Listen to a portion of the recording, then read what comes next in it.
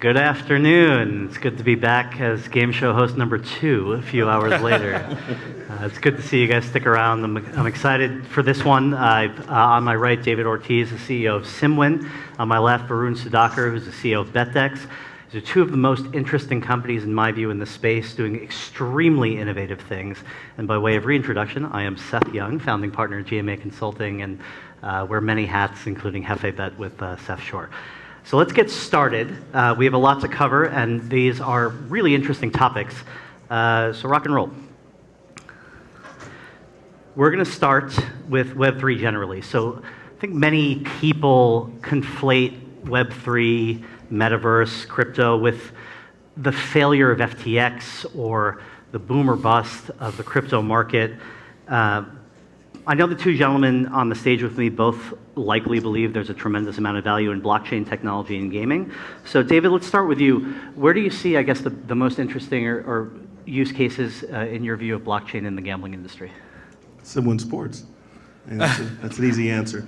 Honestly, though, I think Web3 is going to provide opportunity for people to connect anywhere, anytime, and feel confident about their ability to get paid out. Varun? I'd agree with you, David. The other thing I would add, I think Web3 and blockchain specifically gives the opportunity for participants in an ecosystem, so if you think about like a real money gaming ecosystem, to not only be just users, but also be stakeholders and get rewarded appropriately for the contributions to their ecosystem. So we have a lot of time on this topic. David, if for those that don't know SimWin, can you give a little bit of an overview of what the business actually is? It is one of the more compelling things that I've seen in my 20 years in the industry. Thank you for saying that, especially since I have a few of my investors here in the room, and maybe potential investors. But no, I mean, what we're doing at SimWin Sports is we've built a true sports metaverse, and everywhere from, we're launching with 32 digital teams that are owned and operated by some of the most exciting sports celebrities and companies related to sports in the world. But everything we do in SimWin Sports is digital. So think about everything you know about the NFL, the NBA, MLB, et cetera, and we've moved that now as a metaverse. And then the players themselves that run around on the field, they're all digital entities owned by fans. So you may not have the millions of dollars to buy a team in our league, but you can definitely afford to buy a player. And it's exciting because if you own a player inside of our metaverse that makes it to one of our pro teams, you actually earn a salary for that player in token. So we've taken the world of sports, we've made it fully digital, and we're allowing the entire world to find their way to participate in that ecosystem. And the last piece of that is that it operates and runs 24/7, 365, so that any time of day in the world, you're able to jump online and watch a sports game, jump on your phone. And why that's great for this industry is that all of you who have sports books, casinos, fantasy companies, we're not your competitor. We're here to provide you with content that's always on so that you can always monetize your business. So. Yeah, I remember being struck by it when I first saw it. The animation and the graphics are just tremendous, and it's basically like creating the NFL or the NBA or Major League Baseball in the metaverse, and it's very realistic with a lot of very interesting mechanics behind it. And Varun, same for you. I mean, betDEX is one of the more compelling new companies in the space, leveraging Web3, blockchain tech. Tell us about that. Yeah, absolutely. So betDEX is a fully on-chain sports betting exchange. So compared to think of it like a Betfair or a SmartGate, something like that, but fully on the Solana blockchain. The key advantages of the platform, one, it's completely non-custodial. So we actually never touch or hold players' money. Players, any wagers that all occur on smart contracts. And once the match is finished, money goes back automatically to the winner. The fees are very low on the platform, and we also don't stake limit individuals who come to wager with us. And what's really interesting and what's allowed us to be able to do this is the fact that we've completely open sourced our backend. So all the backend, which is the on-chain matching algorithm and order book, that's been completely open sourced. Anyone now can come and choose to also provide liquidity to the platform. They can build an affiliate channel on top of the protocol. Someone could build another exchange, et cetera. And because all that activity is all on-chain and transparent, we can reward people appropriately based upon the amount of value that they contribute to the ecosystem, which I think is really different than what occurs in closed ecosystems today. So clearly two very different businesses than, say, FTX or trading crypto, but leveraging really interesting new age technology to perpetuate new innovative ideas in the market. Moving down, so this one for me, I can't imagine it's going to be contentious from the two folks on the stage, but perhaps I'll offer the dissenting opinion at the end. Is the metaverse a fad or a trend? And there is a huge difference. In the gambling market, we always see something new every single year, and the trick is discerning what has staying power and what doesn't. So, Varun, in your view, when you think about the metaverse, do you think that this thing is here to stay as it relates to the gambling industry? So I definitely think it's here to stay. I don't think there's probably one single person who could tell you the exact definition of the metaverse. But if you think about it as the encapsulation of your digital experiences, I don't think there'd be any argument from anyone here that life in general is moving to become more digital. I think if you think about how gambling can potentially help the metaverse, I think within the metaverse itself, the companies and the projects, et cetera, that operate in there, they are looking for tools to enhance their social experiences, enhance the interconnectivity, and enhance retention of the players who come and engage in the metaverse. I think that's where gambling can really help. A few examples I'll give you. There's a project called Photo Finish on the Solana blockchain. There's another one called Zed's Run on Ethereum. And these are virtual horse racing economies which have spun up, and people are buying these NFTs and playing games, et cetera, and racing these horses. And now both of these platforms are also introducing gambling elements in order to start making money and increase retention. And I think that you're going to see a lot more examples of this type of activity occur. David, this is going to be the dumbest question I ask anybody all day, but do you think the metaverse is a fad or a trend? No, I think it's here to stay as well, and he pretty much explained everything. He just didn't add at the end there and then also SimWin is coming as well. But no, I mean, if you look at trends in the real money gaming industry and what's happened, you can sit down with any professional poker player and they can tell you they've been around for a bit about before online poker. They would never play it. They would never do it. I can't read anyone. Well, we all know online poker is here to stay too, right? If you look at so many different ways that you can gamble, so many ways you can have fun on the internet. It's just natural evolution. There was a time, Seth, where I'm sure you were the remote control in your house to change the channel. Seth, get up and go change the channel. Like, things evolve. The internet, Web3's not going anywhere. You sound like my wife. Yeah, there you go. So just sticking with this for a second, David, one of the more interesting things that I've seen are people interested in concepts of using the metaverse as a customer acquisition funnel for what's called Web 2 products. Separate and apart from SimWin, I guess, what is your take on the viability of that sort of model? Say somebody recreates a hospitality experience in the metaverse, hotels, concerts, VIPs. Do you see that as a viable acquisition channel for online casino? Yeah, absolutely. In fact, one of our investors, YOLO, they're doing a virtual casino, which I think is going to be something that's going to be a way for people to join and get online. People are not always going to be able to, heaven forbid we have another pandemic. People want accessibility to things. Web3 has been able to empower more surge in technical execution in virtual worlds, et cetera, that are going to allow people to be entertained wherever they are. And I think that's the thing. If you look at just take everything aside, look at, in the real money gaming space, just take a look at how people consume content now. Everything, and I've been saying this for years, it's digital and it's bingeable in terms of how people experience content. Web3 is just one more tool that enables that possibility. And if it's happening already for how you listen to music, how you play video games, how you watch movies, TVs, binge, stream, et cetera, Web3 is just one more proponent to be able to help make that happen. And it'll work for casinos as well. I know you got your little stop clock. So. Yeah, this is so cool, isn't it? I'm watching it. No, this is good. That's good. We have plenty of time. So let's switch gears. Let's go to the NFT economy. Obviously, it's when your grandmother starts hearing about NFTs or crypto, you know that it's become mainstream and interesting. And throughout 2022, we saw the NFT economy really, really boom and then bust and plateau. It's still around. There are definitely interesting use cases for it. But Varun, how do you see, I guess, the use of NFTs in the gambling sector in particular? So I think NFTs can be used to augment kind of existing gambling operations. I think the day and age of raising a bunch of money just on an NFT with the hope of, the promise of building out a business or a project is kind of done. But I think that if you give you a few examples, one, you could think about, for example, NFTs could be a VIP loyalty card, or they could be given out to top affiliates or something like that of a gambling operator, and then the revenue from the gambling operator could flow back to the NFT holders, right? Another example would be like tradable bet slips. I think that could be something super interesting where I make a wager on chain, on the platform. During the middle of the game, I want to trade that wager, get out of my position, trade it to someone else. That happens in a seamless manner. Someone else holds that NFT and they get the money back if that wager hits when the match settles. So there's a lot of different use cases I think that can be there to augment gambling platforms with NFTs. It sounds like a really interesting new age secondary bet marketplace. Yes. With residual earnings on the back for the bet holder. That's quite compelling. I do remember seeing a project that was kind of like the Squid Games using NFTs. Slowly whittling away a pool of people in the economy. Say you buy the NFT for $1, and you're one of 10 people that might win $1 million based on a game there.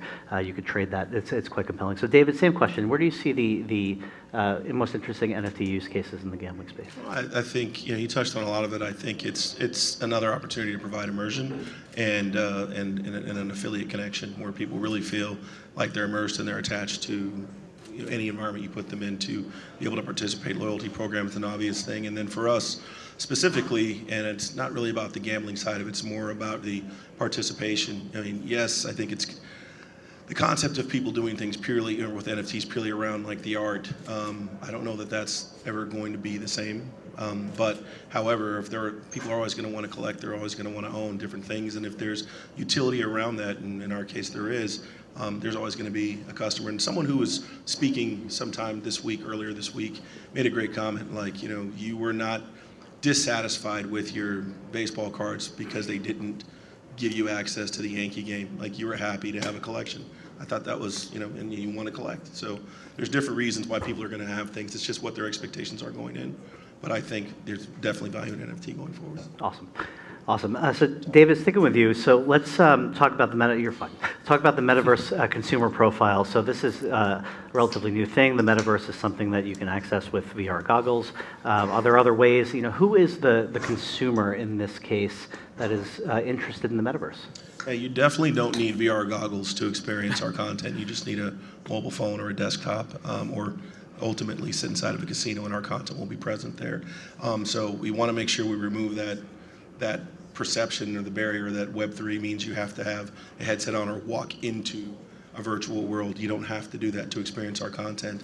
In terms of the customer, I think it's, for us at least, it's anyone who has a cell phone, anyone who's interested in the things they're already doing, and in our case, it's fantasy sports, it's watching sports, it's sports collection, it's ultimately real money gaming, and we just give them another level of accessibility. Awesome. And Varun, over to you. Same question. I want to maybe ask you a different one as well, where your business is premised on having really interesting tech that is obviously very efficient on the operating side. Do you think that matters to the end user? Is that a differentiating factor that is helpful for you to acquire customers? Does your consumer profile look the same as a typical sportsbook or betting exchange? It's more similar to an exchange than it is a sportsbook. We're not really going after the retail bettor who cares more about bonuses or parlays. We're going after the larger, call it whale or sharp bettors who are very, very price sensitive. They care a lot more about things like getting stake limited. They care about eking out a few percentage points of profit because they're able to get a much better, much lower fee structure on our platform. And so for us, the consumer profile is really traders, like sport betting traders, or within the crypto world, DeFi traders, or people who trade day in and day out on Binance or FTX, and they usually have a pretty high propensity to cross over to our platform.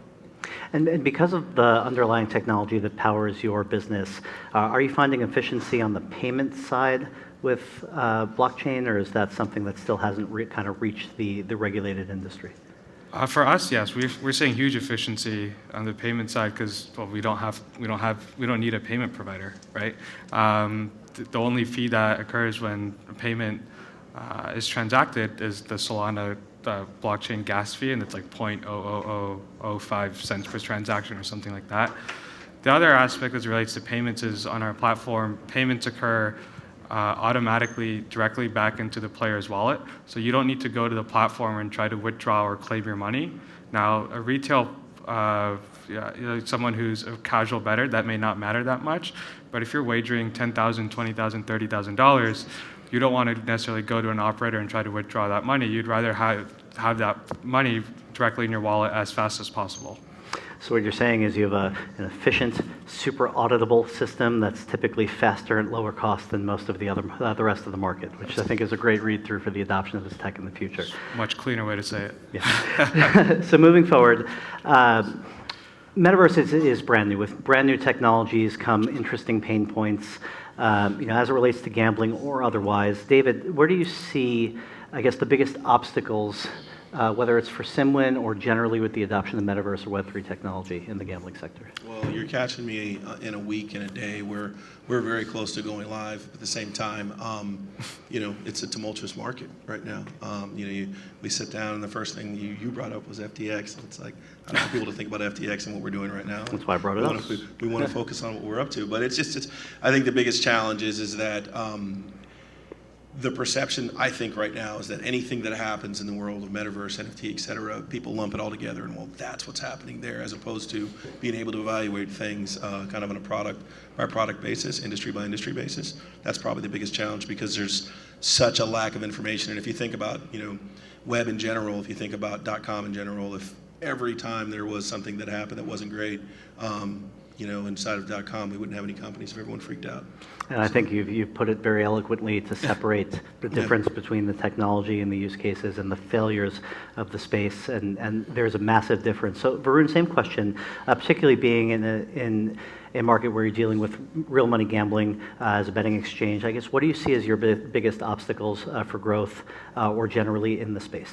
The education and onboarding, echoing what David said around the misinformation that's out there, I think due to a lot of bad actors, et cetera, who are in the space, that there are really good consumer use cases that can be delivered, which are, I think, better than what you can deliver in Web 2, not just equivalent, but much better, but really helping drive home the benefits to the users and bringing them on board, I think is a huge challenge. But there is a silver bullet, which is build really good consumer products. So this last topic should be contentious. At least I hope it is. Many people look at blockchain, Web3, and crypto casinos or crypto sports books and say, okay, as crypto was born out of an interest for decentralization, there has been an argument in the past and sometimes today that it removes the need for regulation. How do you feel about that statement? And David, we'll start with you. Well, first of all, Seth, if you really just wanted to fight, I could have just came out. I just came out and punched you in the face. We could have wrestled for an hour. I don't think that there's any part of that statement or that concern that is accurate for us. I can only speak from our perspective because I don't have time to do anything other than that and sleep for 3 hours a day. So. Our perspective is we look at how we can abide by the rules and go. We're not looking to have some place where we can go off and do nefarious things where our interest is being a global mass market company. And so if you want to do that, and we support decentralization, but we don't look at it as a tool to be able to be sneaky. I appreciate that. And Varun, same question. Yeah, so I don't think decentralization necessarily is equivalent to no laws, right? I think decentralization, put it simply, it really means give power back to the people is what it's really implying. And I'll give you an example, which is betDEX itself. betDEX is a fully licensed and regulated gambling operator, which sits on top of fully open source, decentralized, and permissionless technology, right?